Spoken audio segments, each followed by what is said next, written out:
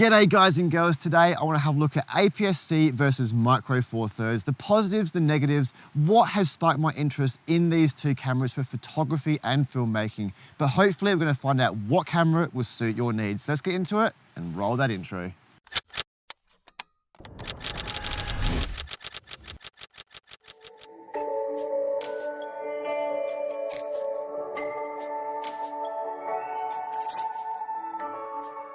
Yo, g'day guys and girls, and thank you for joining me for this comparison of APS-C versus Micro Four Thirds camera. But if you're new to this channel, I'm Matthew Storer, a travel and landscape photographer from Australia, traveling to least explored countries, bringing you the beauty and diversity from around the world through my photography on this channel. So if that interests you, please drop below and subscribe for future content. I'd love to have you as part of the family.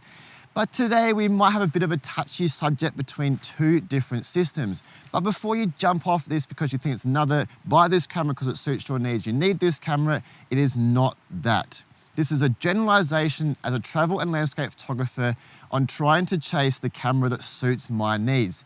Now, my needs consist of a main camera, the X-T3, which I'm filming on right now, and a backup camera to do my secondary photography, my videography, my YouTube, my travel content, my travel video content, so numerous things. So yes, I'm after feature-packed, I'm after good quality. That is what I've looked at today. The X-H1, I already shoot on APS-C sensor camera. It's a beautiful camera and it suits my needs. So why did I go out and look at the Lumix G9? The Micro Four Thirds. Some may say it's a downgrade, but I'm here to explain a few different reasons why APS-C might suit your needs, but Micro Four Thirds would definitely suit some people's needs. That's what we're gonna find out today, so stick around and let's get going.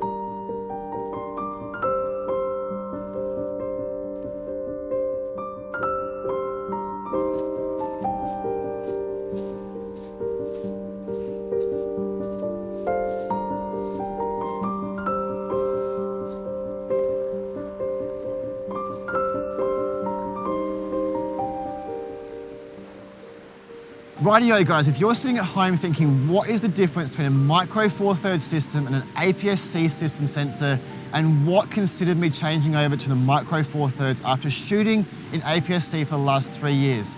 I want to break it down in 3 very simple steps.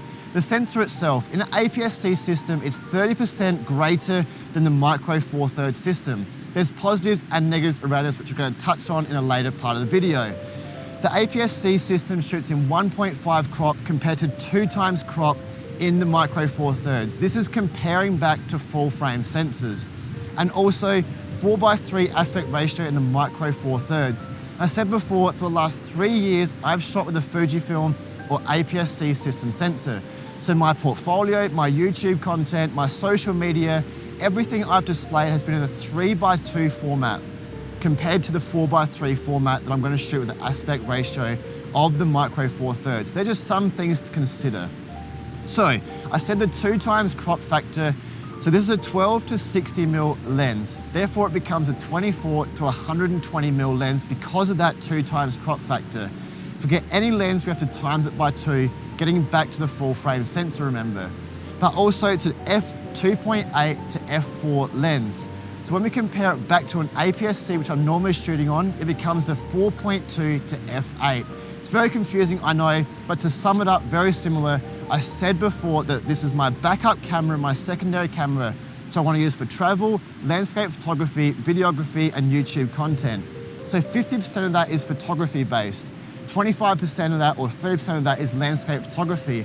So the greater the aperture, meaning the greater depth of field. So this is actually a positive for me. A smaller sensor means greater apertures at f8 and f11. I want to shoot that landscape photography. So this is actually sort of a positive. But the downfall about that is the videography side. I want a shallow depth of field to isolate my subject. So basically I want to get a storytelling, isolate the subject from the background or foreground, whatever story I'm trying to tell, but the greater aperture doesn't allow me to do this.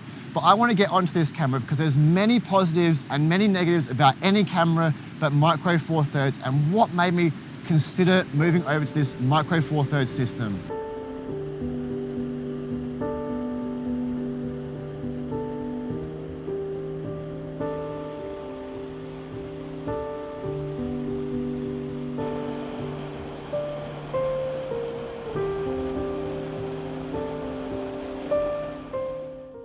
Okay, so now it is time to dive into the Micro Four Thirds world. What drew me over to this system and what could possibly draw you in to getting this jam-packed feature camera? I'm be the first one to admit I was never interested in Micro Four Thirds because I thought they were crappy. But looking into this system, looking into this camera, it is feature-packed. I first of all looked at the Panasonic GH5, a beloved camera between videographers and photographers out there. Then I found the well-overlooked G9. This is feature-packed. Now, I just want to start by saying this was released in January 2018, so it's almost 2 years old as I'm talking right now.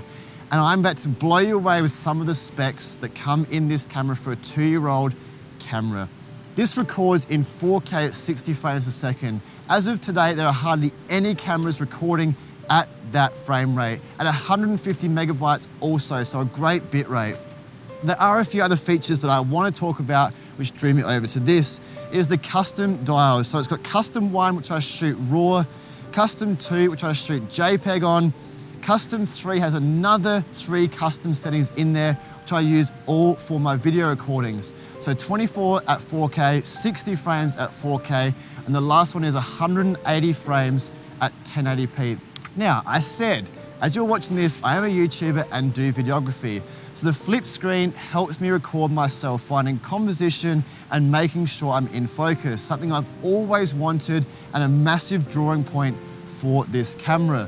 But also, when you're just doing normal travel or normal videography sort of stuff as a travel filmmaker, you can be in the back of a car. This flip out screen does a great job to getting away from the sun piercing down and shining and not being able to see what you're doing. So that is a massive drawing point.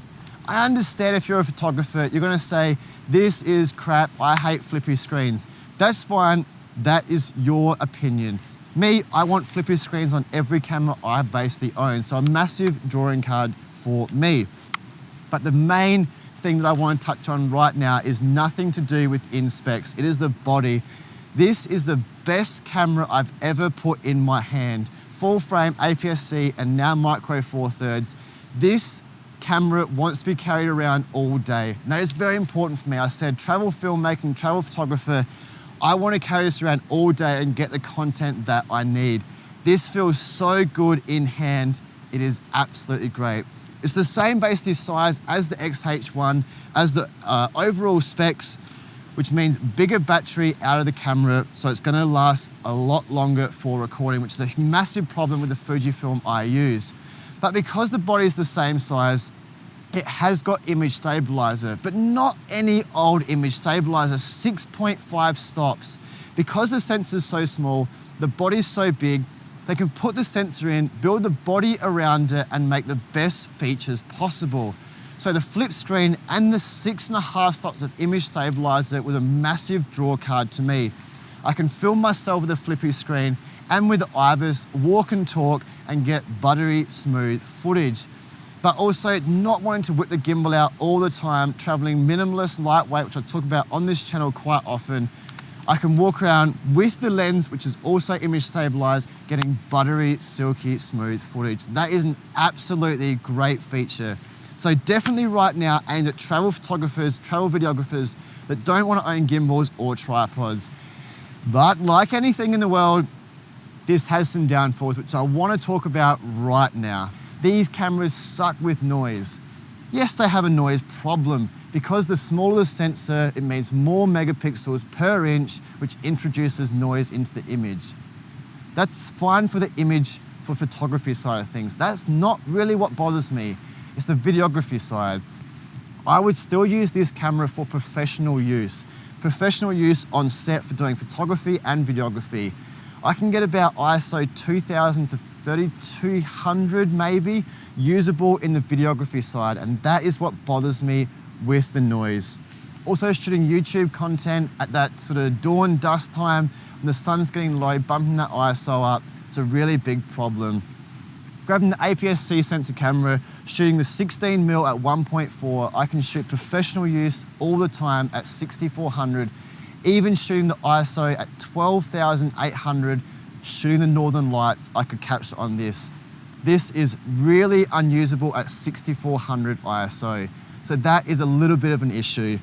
But also the positives about the APS-C system sensor from Fujifilm, it shoots much better 120 frames a second. When you shoot 180 frames a second on this at 1080p, it does it all automatic. You can't choose your aperture, your ISO, your frame rate, anything. It's 180 frames and the camera exposes everything for you.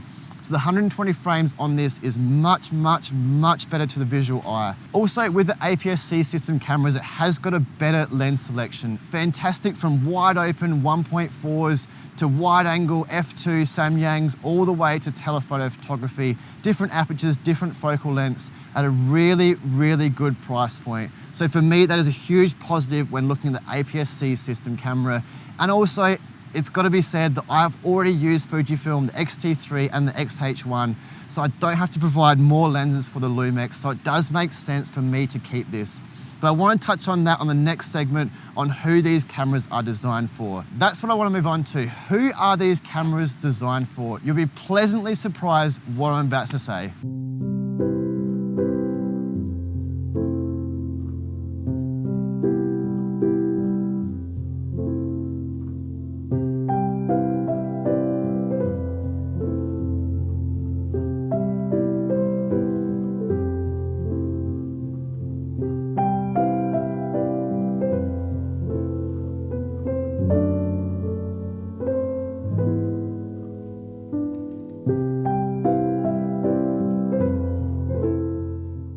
Okay, getting into the juicy stuff, and why did I bring these two cameras to your attention today? Because I think I have found the most underrated camera of 2018, 2019, and possibly 2020 in the Panasonic G9. This thing is feature packed for any travel photographer and filmmaker. 4K, 60 frames a second, flip screen, IBIS at 6.5 stops. Add an image stabilizer lens, get more stabilizing out of it. 80 megabytes high res mode. It's crazy good. But the only problem is the noise introduction out of it, which we said, the more professional use out of the Fujifilm, the APS-C system cameras. But let's take this for example. I want to go to Africa at the end of the year. I bring this camera along with two lenses, the 12 to 60mm and the 50 to 200. Now I've got 24mm to 400mm because of the 2x crop covered in two lenses in a ridiculously good body for photography and videography. Feature packed, jam packed. So this camera here is for travel photographers and filmmakers that don't want the professional use. I'm talking the next echelon. I want to record at 10-bit at 4K, 60 frames a second, and get that vlog setting to get everything perfect in camera to try and sell it. But honestly, if I wasn't into the professional side of things, just travel, just documentary stuff, this would be the camera I own, and probably two of them. Two bodies, two lenses, this would do me just fine. Maybe a fast prime, a 1.7 prime would be absolutely perfect to finish this off, and it's all you need. This camera is ridiculously good. So good, it surprised me, but it's crazy to think I probably can't keep it just because I want the professional use out of the Fujifilm. Those 1.4 primes getting me good low light performance, that next echelon. That's what I think the APS-C systems are aimed towards. They have a really good in-between of professional use, features out of it. Not so big, smaller lenses getting the professional use, the portability out of them. They are so good. They've got a little bit of the way to go to catch up to the Micro Four Thirds system, but still getting that professional use out of them. My question to you today is, what system do you use? Full frame, APS-C, or Micro Four Thirds? But why? Why do you use it? Is it the Micro Four Thirds system for the features jammed into a crazy good electronic body? Or is it the APS-C system getting that good balance of professional use and features into the camera? For me, I have to stick with the APS-C because I need that more professional use, but my bloody understanding of these cameras now are so good, and I'll be recommending these to more and more people because they're absolutely fantastic. But thank you for joining me today. Let me know in the comments below what suits your needs. Workshops are also in there to join me for Slovenia, Scotland, Norway, wherever. But guys, I love you and I'll see you soon. Ciao.